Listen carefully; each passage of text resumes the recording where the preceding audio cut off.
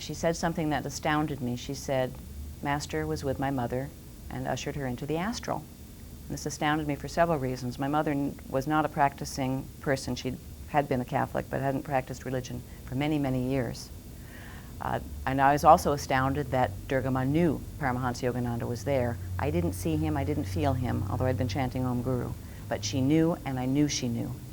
And she said, Paramahansa Yogananda came because I loved my mother, and out of his great love and compassion for me, he helped my mother.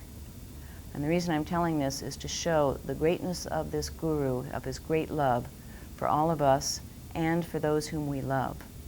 It is greater than we can comprehend, and we can be very grateful and know that he is helping us in ways we don't even know. One of the things Durga Ma encouraged us all to do was chanting. Chanting was a very big part of her spiritual life. And she would play the drums when Master would play the harmonium. And all-day Christmas meditation, she sang Divine Love Sorrows at every meditation. And she told me that chanting was how she found God. She actually said, chanting is how I got there. So she would encourage us when we didn't have to have our mind on our business or our duties, anything like that, and we had spare time to chant mentally. Chant aloud if we could, but if we're in places with other people, chant mentally. It, of course, keeps the devotion alive, and it concentrates us on God and Guru.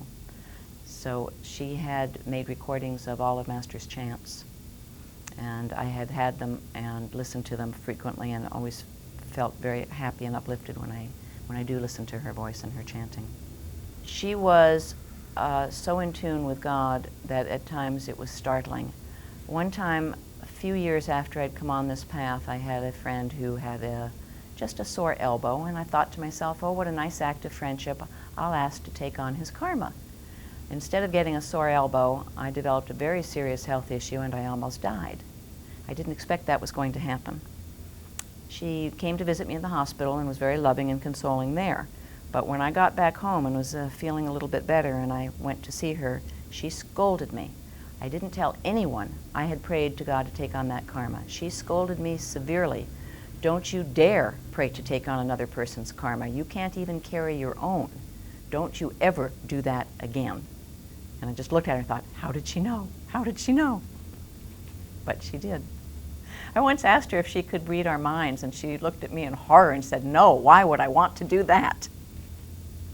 So what she got was what was appropriate for us at the time, what was brought to her consciousness intuitively that we needed to hear. It's a tendency in doing the meditation techniques to be so caught up in the techniques that we tend to forget the purpose of the techniques is for us to calm the mind and feel God, love God, experience God however God chooses to manifest. It's a process, especially with this highest technique of Kriya Yoga. She often would emphasize that Kriya Yoga clears out the debris from the subconscious mind. It is a very powerful technique. It is so powerful we don't realize how powerful it is. Just keep doing it without looking for the results, without worrying, am I to this or to that? Kriya clears the subconscious. Trust that it works. It does. Durga Ma passed in 1993, so I don't have a Durga Ma to call on the phone and tell me what to do. And she stopped doing that in the latter part of the counseling. It was only when I was a newcomer on this path that she would give me such direct guidance. Later it was develop your own intuition, tune into Master. And I've had some challenges in my life where this has worked. I will tell you there was one time I heard Durga Ma's voice. I had developed a very serious health issue, and I heard her voice, a little scolding, say, you talked yourself into this, now talk yourself out of it.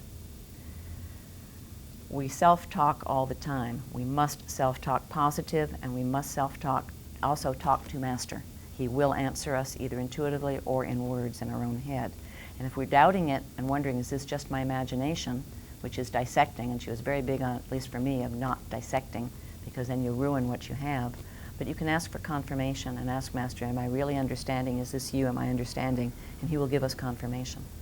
Durga Ma had said, it takes a special incarnation to come to these teachings at this time, and all of us in SRF have been with Master in past lives. She also would frequently say, affirm to yourself, I am free, I am free. Oh, she also used to say, this spiritual path is very simple. It's we who complicate it. We overthink it. She used to call me her intellectual idiot because I was educated And in the American school system of education, it's analysis, it's dissection, it's overthinking. And she often would say, I'm overthinking this. It is so simple. We do our meditation, we love our God and Guru, we live moment to moment, and enjoy. God put us here to be playmates. God put us here to play with God. This is not so serious. And she told her, she'd often say, Master taught her how to play. She used to be very serious as a young nun, and he taught her how to play. And I'd hear a few stories of how he loved practical jokes, or he loved to joke and play. One time she was peeling potatoes in the kitchen at Mother Center, and he walked in and he started throwing potatoes at her so she would catch them with the knife, and he just thought that was uproarious and thought it was just hilariously funny. At one time he dumped a bucket of water on Daya's head. He said, "Oh, Faye!" She looks up and he dumps a bucket of water on her head. He just laughed and laughed and laughed. He loved practical jokes. He loved to laugh. I've always loved animals, and I got two Siamese kittens when I first met her, and she had a cat that she loved very much that another woman looked after for her because she couldn't be in her company all the time. It would quicken her evolution too quickly, too much. Anyway, I had the kittens, and they quickly got into the habit of meditating on my lap. And I was a little concerned that that might be sidetracking me from meditation, and she just laughed and laughed, and she said, "They know what's good for them." And she would continue to do that. In fact, it got to the point it would be 9 o'clock at night when I would normally go and sit at my altar and meditate, and if I wasn't at that altar at 9 o'clock, one of the cats would meow and meow at me and tell me, "It's time, you go sit there and meditate." And then they'd jump on my lap, sit very quietly, very still, while I meditated. And she said, Durga Ma said they were absorbing the vibrations that was good for them. When I bought the Siamese cats, it was from a breeder, and the breeder wanted me to breed them, and when we did, and Durga Ma scolded me. She said, "Why are you making them baby factories? Master gave them to you. He loves you through the cats. He gave them to you to love, not to make baby factories out of them." So then they were spayed and no more babies. She was very sweet and would put you at your ease. One time, my very first time, I was invited to lunch upstairs in her apartment. And I was a bit uptight and thinking, well, this is going to be very solemn and very somber. And lunch was served, and I thought she would go into a very long prayer of our prayer before taking food, and she went, "Om peace, let's eat." She was very practical and could be very down to earth.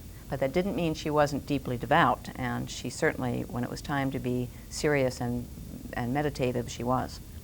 Oh, Durga Ma loved chocolate, and we would, you know, when someone is giving you so much, it's natural to want to give back. So for every time I went to see her, I'd bring something to her. And on birthdays and Christmas, we'd try to give her something, and she didn't want anything. Frequently, we would give her something, she would enjoy it. She was making a big deal, a very big fuss over wrapping the present and oohing and awing and enjoying it, and we felt good that she enjoyed it. She may give it away the next day to somebody else, but she was happy and we were happy. Durga Ma liked chocolate very much.